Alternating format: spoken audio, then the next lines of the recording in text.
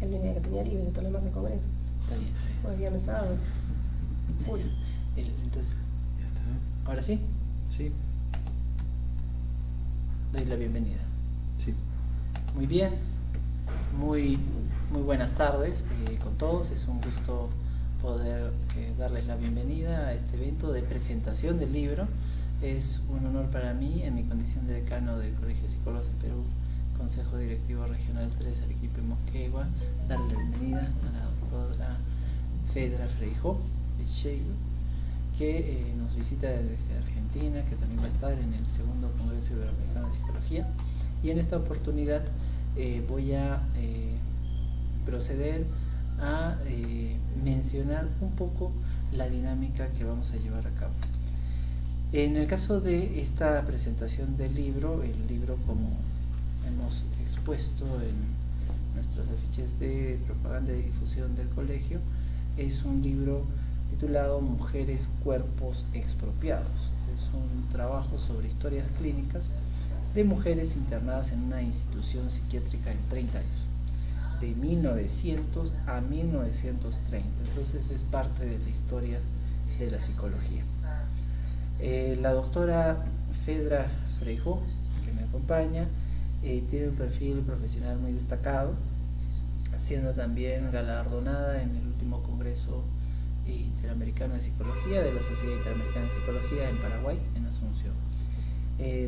La doctora es psicóloga, ¿no?, por la Universidad de Buenos Aires, la conocida UBA en siglas, Universidad de Buenos Aires de Argentina, docente de Historia de la Psicología de la UBA, investigadora, directora de Cultura de la Facultad de Psicología, magíster en Docencia Universitaria, también por la Universidad de Buenos Aires, coordinadora del Grupo de Trabajo de Género y Psicología de la SIP, la Sociedad Interamericana de Psicología, y ha sido secretaria técnica profesional ADUPA.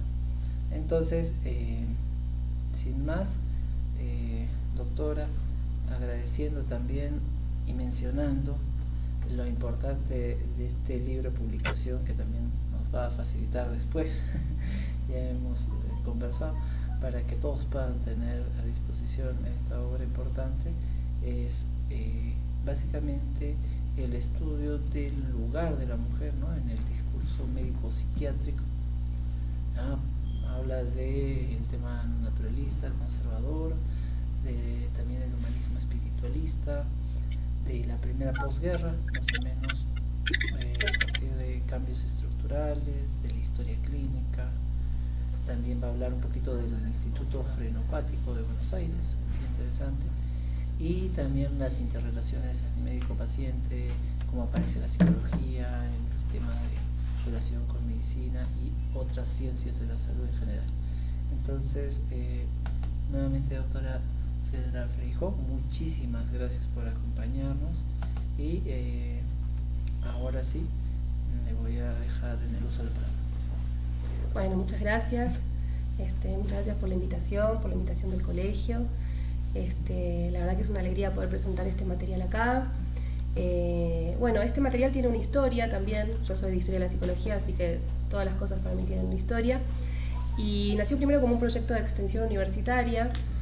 Yo, como bien dijo el doctor, formo parte de la Universidad de Buenos Aires, y la estructura de la Universidad de Buenos Aires se basa principalmente en 3 pilares: la docencia, la investigación y la extensión universitaria. La extensión tiene que ver con estas actividades que realizamos en relación a las necesidades de la sociedad, y este libro inició como un proyecto de esa categoría, de extensión universitaria, en el entrecruzamiento entre 2 cátedras. Por un lado, la cátedra de Historia de la Psicología y la cátedra de Salud Pública. Los alumnos de la cátedra de Salud Pública iban a una institución que en ese momento todavía tenía el mismo nombre, que tenía más de 100 años. Y empezó a salir esta cuestión de, bueno, ¿cuál era la historia de esta institución que tenía más de 100 años? Que había sido primero una institución psiquiátrica, había iniciado sus funciones en 1880 aproximadamente, y obviamente había cambiado mucho en su estructura, pero bueno, tenían dudas sobre esa historia. Entonces la gente de la Cátedra de Salud Pública, Salud Mental, nos invitó a la Cátedra de Historia a trabajar sobre este emergente y tratar de historizar a la institución.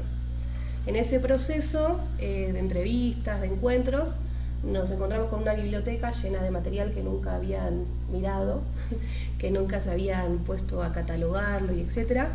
y ahí encontramos que tenían historias clínicas de admisiones desde 1889 en adelante, obviamente en muy mal estado, con algunos bibliotecos que faltaban, ¿sí? Y bueno, nosotros trabajamos sobre eso para dar cuenta del material, y en ese encuentro con el material yo encontré puntualmente algo que a mí me llama la atención. Empiezo a encontrar que dentro de los historiales clínicos, aparte del formulario tradicional que se usaba en esa época, aparecían otro tipo de materiales. Aparecían, por ejemplo, cartas, que las internas especialmente, porque las que mayor escribían cartas eran las mujeres, escritas que nunca habían sido entregadas. Entonces, el encuentro con esa fuente, el encuentro con ver esta carta que nunca había sido entregada, y quizás uno era la primera persona que lo leía después de casi 100 años, empezó a movilizar ciertas cuestiones y a hacer ciertas preguntas. Empezamos a encontrar más cartas, y en esas cartas siempre había como una voz de una mujer que reclamaba que la vayan a sacar, que ella no estaba loca, que quería volver con su familia, y eso hizo llevar ciertas preguntas sobre cómo era la atención psiquiátrica en esa época, por qué aparecían estos discursos en las mujeres, etc. Y bueno, se transformó primero en una tesis doctoral, en la cual lo que yo hago es recopilar 50 historias clínicas de mujeres internadas en esta institución entre 1900 y 1930. Teniendo en cuenta, como vos decías bien antes, que hay dos periodos para nosotros en la historia de la psicología y también del país que tienen condiciones como opuestas. Hay un primer periodo que va entre 1900 y 1916, donde la ciencia que predomina es la ciencia más naturalista y conservadora, que esto se ve en los diferentes planes que se estudian en esa época, en las formas de aplicación de la psiquiatría en esa época, pero alrededor de 1916 esto cambia y se gira hacia un discurso un poco más relacionado con el humanismo. Entonces yo quería ver en estas historias clínicas si se producía algún cambio entre estos dos periodos en los diferentes tipos de historias que había encontrado. Lo que me encontré fue que, por un lado, en estas 50 historias había diferentes modelos, ¿sí? No se usaba siempre el mismo formulario, sino que había diferentes modelos. Y entonces empezó a surgir la pregunta a qué dependían estos modelos, porque en una época se preguntaba una cosa y en otra época se preguntaba en otra. Porque en una época se ponía en el formulario quién es el paciente, quién es la persona que secuestra a la paciente, era la frase, por ejemplo, que usaba en 1906, y en otra se pone vinculación con el enfermo. Me llamaba la atención también qué tipos de datos se ponían en la historia clínica y por qué no, se ponían otros. Me empezó a interesar quiénes eran las personas que hablaban en esta historia clínica, a quién se le preguntaba sobre el padecimiento de la paciente, cuáles eran las características de la institución, etc. Entonces ahí lo que yo me encontré es que había dos trabajos para hacer. Por un lado, analizar lo que es el contenido de la historia clínica, cómo está armada. Eso me llevó a encontrarme con que esto se ha trabajado, especialmente en España. Está toda la línea del profesor Laín Entralgo y lo sigue también Rafael Huerta hasta el día de hoy, que han hecho todo un estudio de lo que son los estudios de los registros patográficos, ¿sí? El estudio de la historia clínica, ¿sí? Cómo ha ido evolucionando a través de la historia clínica, y ellos plantean muy bien que la historia clínica es un excelente revelador de la mentalidad médica de cada época. Si el médico te pregunta cómo estaba el sol el día que te enfermaste, eso implica en algún punto que para ese médico eso es importante, ¿sí? Entonces lo que plantea es esto, y ubica que las primeras historias clínicas empiezan con la historia clínica hipocrática, nos podemos remontar hasta allá para ver, y entonces empiezan a dar cuenta que en los diferentes momentos podemos encontrar que preguntarnos y ver las historias clínicas nos permiten dar cuenta de la mentalidad médica presente. ¿Qué es lo que el médico quiso preguntar? ¿Por qué lo quiso preguntar? Porque eso nos revela qué tipo de síntoma considera que está atravesando el paciente, nos dice qué tipo de cuerpo tiene el paciente, nos dice un montón de cuestiones. Eso por un lado, lo que es la estructura de la historia clínica. Entonces, cuando esta estructura va cambiando, significa que la mentalidad médica va cambiando. Por otro lado está la letra. ¿Qué es lo que dice esa letra que escribe? Lo que es el discurso, qué es lo que se dice en el discurso. Y ahí quizás diferenciar lo que pasa en las historias clínicas de hombres y en las historias clínicas de mujeres nos permitía darnos cuenta de que había diferencias en los discursos, ¿sí? ¿Qué sé yo? Por ejemplo, una frase muy característica en las historias clínicas de mujeres que nunca aparecía en los hombres es: siempre fue de un carácter raro y caprichoso. Que era algo que a mí me llamaba la atención, aparecía en todos los casos de mujeres y nunca en el caso de un varón, ¿sí? Entonces, bueno, el segundo desafío fue, por un lado, analizar la estructura de la historia clínica y por otro lado, analizar la letra, ¿sí? Y ahí en el discurso podemos encontrar un montón de detalles. Eso implica un trabajo mucho más complicado. Las historias clínicas son muy difíciles de leer, están incompletas, están escritas a mano, lo cual implica tratar de descifrar el jeroglífico del médico, aunque yo llegué a la conclusión de que no están escritas por los médicos, sino que el médico la dictaba y lo escribía algún tipo de asistente, porque siempre la misma letra y nunca era el mismo médico, y siempre la letra demasiado parecida. También empezar bueno, yo pude en este libro compaginar cuáles fueran los diagnósticos, los tratamientos de estas pacientes, y bueno, el trabajo tuvo que ver con esto. Obviamente, al ser un trabajo de historia requirió una contextualización. Entonces el trabajo empieza contextualizando lo que es Argentina en esa época, entre 1900 y 1930. Yo lo que planteo es que no se pueda llegar al discurso psiquiátrico sin haber atravesado otros discursos también antes. Entonces trabajo un poco el discurso social de la época, cómo son nombradas las mujeres en lo social, cuáles son las normas sociales. Después atravieso un poco lo que es el discurso legal, ¿sí? A través de las leyes se normativiza qué es lo que está bien y qué es lo que está mal, qué es lo que es castigado y qué es lo que no es castigado. Entonces hay una sección en la cual se trabajan las leyes de la época. Por ejemplo, en esta época las mujeres no tenían derechos civiles, no podían votar obviamente, pero tampoco podían ejercer una profesión sin autorización de su marido o de su padre. Estaba vigente las leyes de matrimonio que implicaban que el marido tenía que autorizar a la mujer para ejercer cualquier tipo de acción. Es una época en la cual la mujer no puede acceder a los estudios superiores, ¿sí? Entonces queda bajo una patria potestad paterna muy marcada, primero del padre, después del marido. Y entonces lo que empezamos a ver que, bueno, ya les dije, el discurso social, después el legal que apoya este discurso social, van acompañado uno del otro, y después llega el discurso médico-psiquiátrico, que lo que yo tomo es algunos autores que nos trabajan sobre esta cuestión de que la locura no es entendida en todas las épocas de la misma manera, sino que tiene que ver también con los avatares sociales que se van dando. Los tratamientos morales, la moral de cada época cambia, y entonces la locura y la idea de locura tiene mucho de una construcción social. Entonces, en diferentes momentos se ha considerado a las mujeres locas por diferentes razones. Y bueno, un poco después de esta contextualización, desde lo social, desde lo jurídico y desde lo médico-psiquiátrico, que es lo que está en esa época, porque para nosotros todavía no hablamos de psicología porque estamos hablando de una etapa preprofesional a la psicología. Las carreras en psicología en Argentina empiezan en la década del 50, aunque se dan cursos de psicología dentro de, por ejemplo, carreras como la de medicina, de psiquiatría, algo que tiene que ver con lo jurídico también, por la criminología, y especialmente en la Facultad de Filosofía y Letras, donde después van a hacer la carrera de psicología.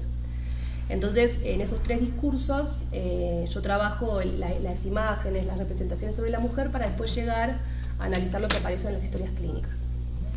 No sé si tienes alguna pregunta. Sí, en esta parte precisamente de control, ¿cuáles son los aspectos tal vez que predominan en el discurso, ¿no? de controlar a las mujeres o a las personas que son pacientes dentro de estos hospitales? Bien, en general. Ahí hay dos cuestiones que están buenas en la pregunta para comentar. Una, que la institución a la que yo me dedico es una institución psiquiátrica privada. Es la primera institución psiquiátrica privada que hay en Argentina. Por un lado, eso marca un sesgo, porque solamente accede la gente con cierto poder adquisitivo a la institución. Toda la gente que no puede acceder a esa institución tiene que ir al que está en el sistema público, donde se dan otras condiciones. No obstante, en la pregunta que vos hacés sobre estos imaginarios o estas ideas ideales de la mujer, hay una constante. Y si bien hay dos periodos que yo marqué, esto de un naturalismo conservador y un humanismo, incluso muchos años después de esto se sigue manteniendo una idea, que es la de que la mujer por naturaleza tiene que ser madre, que por naturaleza es una persona que se va a quedar al cuidado del familiar, que es sensible por naturaleza, entonces también es considerada débil por naturaleza. El discurso psiquiátrico de la época plantea una idea del cuerpo ideal como el cuerpo del hombre. Sí, pensemos que obviamente todos los profesionales que se dedicaban a la medicina en esa época eran hombres aparte, y lo venían siendo hacía miles de años. Y entonces se consideraba que el cuerpo ideal era el del hombre. Y por una cuestión dicotómica, el cuerpo perfecto es ese ideal, y el cuerpo de la mujer, por ser distinto, se consideró entonces débil, se consideró diferente, y se consideró que muchas de sus características propias del cuerpo femenino, con sus ciclos, sus embarazos, etcétera, era parte de su patología. La regla, digamos. Por ejemplo, sí, una de las cosas que se pregunta es cuando fue puber, por ejemplo, es lo que dice, y entonces dice cómo son las reglas, si las reglas son regulares, si los síntomas empezaron cuando, por ejemplo, tuvo frío en el momento que estaba con la regla, ¿sí? Cómo transita los embarazos, cómo es como madre, si es una madre amorosa, si no es una madre, si no se considera que lo que hace es ser amoroso con sus hijos, se considera como un rasgo de patología, cómo atraviesan los duelos. En las mujeres lo que vemos es que mucho de lo que aparece en las historias clínicas sobre lo que es considerado patología tiene que ver con los excesos. Habla demasiado, habla muy poco, está muy triste, tiene mal carácter. Esas son consideradas cuestiones como en los extremos, cuando se espera que por naturaleza la mujer sea calmada, que siga la autoridad. Sí, incluso si vos lees, por ejemplo, hay un texto muy interesante de Hijos Ingenieros, que es un autor muy reconocido, que plantea que bueno, la mujer tiene diferentes tipos de la mujer de acuerdo a cómo vive el amor, pero que las mujeres fueron hechas para ser amadas por los hombres, para ser cuidadas por los hombres. Hay otros autores que hablan de que el cuerpo mullido de la mujer está hecho para cargar un niño o llevar a una persona doliente. Entonces toda esta naturalización, este discurso naturalista, establecía que bueno, la mujer tenía que ser madre, entonces no dejaba ninguna habilitación a ningún otro tipo de opción, y cualquier cosa que se ubicara por fuera de esto era considerado en algún punto alejado de la norma y plausible de ser patologizado. Entonces, por ejemplo, tenemos las mujeres trabajando en las fábricas, por ejemplo, cuando viene la guerra, muchos hombres van a combatir, y esto pasa a nivel mundial, cuando hay una guerra los hombres van a combatir, las mujeres van a las fábricas. Y la mujer no debería estar ahí salvo por un mal necesario. Y eso también justificó otro tipo de cuestiones, como por ejemplo que se les pague menos, porque el sueldo principal para sostener una familia debería ser del hombre. Y hay algunas cuestiones muy particulares, por ejemplo, en la legislación de esta época. En esta época yo te decía, la legislación de la época plantea que la mujer depende jurídicamente del hombre. Entonces, por ejemplo, en esta época se aprueba el Código Penal de 1922, cuando uno lo lee hay varias cosas que llaman mucho la atención. Por ejemplo, que el adulterio no es igual si es un hombre o es una mujer. Por ejemplo, la mujer en adulterio se considera solamente cuando la mujer mantiene una relación fuera del matrimonio, pero para que en el hombre sea considerado adulterio tiene que ser una relación sostenida en el tiempo. Dice, mantener manceba fuera o dentro del círculo matrimonial, o sea, tienes una relación sostenida en el tiempo. O quizás mucho más gráfico y mucho más grave y mucho más contundente es la pena por la violación. No es la misma pena si la mujer es casada que si la mujer es soltera. La pena es mayor si la mujer es casada, porque para el Código Penal la mujer tiene dueño. Wow, terrible, ¿no? No, y aparte... Yo quería preguntar la verdad que me falta una cosa que te la tengo que decir. Ya. Y aparte, en el caso de la violación, si la mujer es soltera y el abusador le propone matrimonio, está contemplado que sea un atenuante de la pena aunque ella diga que no. O sea, y está escrito en un código penal. Seguramente muchos de estos códigos y estas normativas nunca consideraron la participación de una mujer, ¿no? Entonces eso es, creo, lo más dañino. Y en la parte psicosexual o en la parte sexual, tal vez hay algún discurso que habla del tema erótico, que relaciona de que la mujer, por preocuparse de su sexualidad, es, entre comillas, algo psicopatológico. A ver, casi directamente ni llegás a ese planteo, porque en esta idea de naturalista, de que la mujer por su naturaleza física tiene que ser madre y tiene que ser una persona abnegada, que tiene que dedicarse a los hijos y atenderlos y cuidar a los enfermos, no hay ningún tipo de lugar para que tenga ella misma necesidades y deseos. Entonces, si una mujer plantea algún tipo de deseo, se la considera erotomaníaca, se la considera con una gran falla moral. Hay una de las historias clínicas que vos me estás contando que me resuena ahora cuando lo decís, que es una de 1906. Es una chica de 19 años que le internan en la institución psiquiátrica, que está casada con un hombre que le lleva muchos años. Y en el ingreso dice, esta señora, porque la edad no importa, lo que importa es si está casada o no para ser señora o niña, esta señora ingresa con una grave falla en su moral. Dice que su marido no atiende sus necesidades de mujer. Y no hay muchas otras causales más que ella esté diciendo a viva voz que no la atienden, digamos. O sea, y eso es considerado una falla moral, una clara herida moral, y es causal de internación. Increíble. No se sube, abusó de bebidas alcohólicas, salió una noche, en 1906, ¿no? Claro, pero a ver, lo que vos ahí ves operando es el control social. Hay un rasgo de alucinación, otro tipo de sintomatología que uno encuentra en hombres: alucinaciones, delirio de persecución, escucha voces. Ninguna de estas cuestiones está pasando que son causales de internación de hombres. Pero en el caso de las mujeres, las causas morales, las fallas morales, que no cumpla con su rol, que no sea una buena madre, que no sea una buena esposa, es una causal de internación, porque es considerado algo patológico. Eso es lo que vos ves en la diferencia tan marcada en las historias clínicas de hombres y mujeres. Hay una diferenciación ideológica por género. ¿Y cuáles, entre comillas, serían dentro de todo el libro, los trastornos realmente psicológicos que sufren estas personas, estas mujeres internadas? A ver, la parte de diagnóstico y tratamiento es bastante complicada porque en muchos casos las historias clínicas están incompletas. Y aparte, como atienden diferentes profesionales, no todos usan la misma nomenclatura, ¿sí? Obviamente sí aparece en el caso de las mujeres mucho la palabra histeria, obviamente. Combinada con otras palabras, puede ser melancolía histérica, manía histérica, ¿sí? Obviamente esto creo que lo vi en una sola historia clínica de un hombre, pero que lo que tenía era rasgos homosexuales. Lo internan por escribirle cartas de amor a su primo. Entonces lo internan porque tiene una falla moral, un montón de cuestiones. Entonces sería como un caso muy, muy particular, pero no se usa esa nomenclatura, ese diagnóstico, en caso de hombres principalmente. Se usa principalmente en caso de mujeres. Después los tratamientos, en esta época, estamos hablando, bueno, por lo menos en Argentina, antes de la primera tipo de psicoterapia, ¿sí? Entonces estamos hablando que los tratamientos eran hidroterapia, baños de agua caliente o baños de agua fría, o a veces los intercalaban, depende del diagnóstico. Clinoterapia es mantenerse en la cama. Clino viene de cliné, cama. Clinoterapia es que te dejaban en la cama.